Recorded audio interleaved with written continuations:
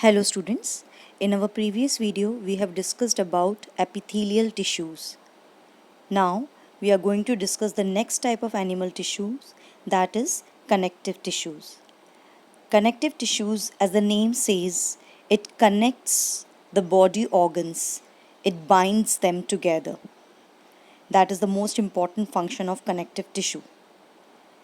Connective tissue, we can say, is the most widespread and diverse tissues.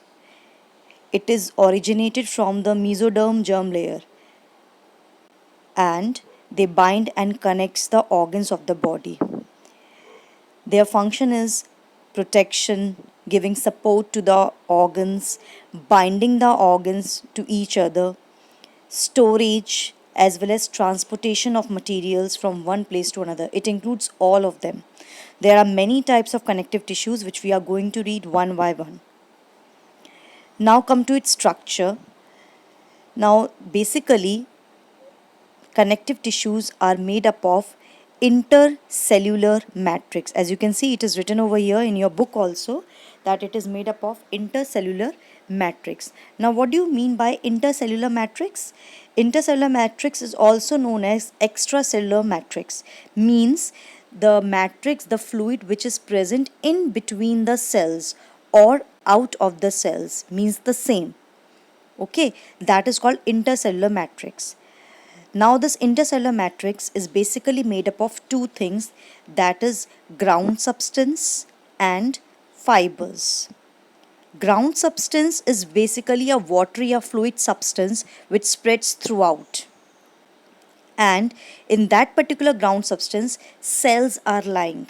Because we are talking about tissues and tissues are made up of cells, so obviously cells are lying or scattered over this ground substance. And fibers are also present. Now basically there are three types of fibers. First is collagen fibers. Collagen fibers are the most abundant fibers. They are very tough and have high tensile strength. Then second type of fibers are elastic fibers. They are long, thin, stretchable and flexible.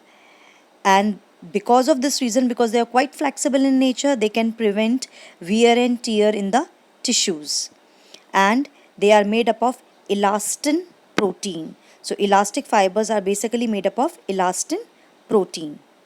And the third kind of fibers which is present or which is found in connective tissues are reticular fibers. Reticular fibers are, you can say, delicate, they are spongy in nature and somewhat mesh-like. They are just scattered like a mesh overall. And they have high sugar content. They are generally present at the boundary of connective tissues, nerves and muscles. So basically the structure of connective tissues it's basically of having intercellular matrix, having made up of two types of substances, that is ground substance and fibers.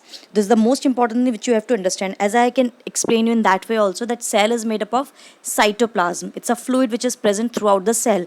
In the same way, between the cells, these tissues are having this fluid structure or fluid content throughout, which is spread all over the or you can say between the cells, and that is called intercellular matrix.